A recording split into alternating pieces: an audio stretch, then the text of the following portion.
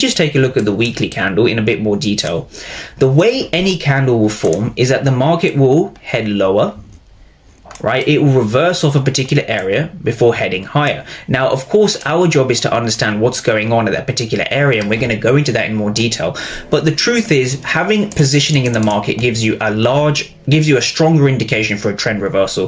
If you're significantly below the weekly opening price, looking for sell trades or long sell, or sell trades that you want to hold, isn't necessarily a good idea. So that's the first thing I wanted to go over. That's the weekly power of three.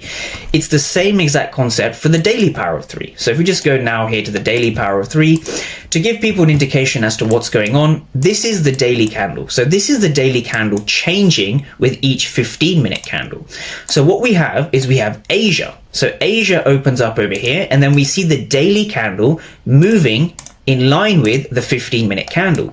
And so we have the same principle over here. This is the daily opening price. And so my settings for the PO3 are very, very simple. You want to have the daily, and you want to have the New York, use NY midnight, right? Use New York midnight's opening price. And so that's what you see over here, right? So by using the power of three, it installs a level of discipline, or it did for me, right? So when I saw price ranging inside of this fair value gap, it's ranging near the daily opening price, I wasn't happy to touch price. And so if we just take a look over here, right? People say that, yes, this is a fair value gap. Well, what about this fair value gap, right? What about this POI?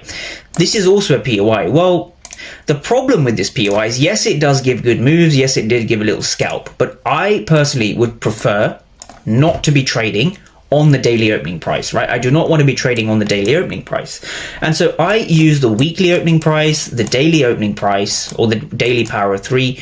And the last thing I look for is the Asia range. And so how do I use the Asia range to my advantage? So the Asia range is very, very simple.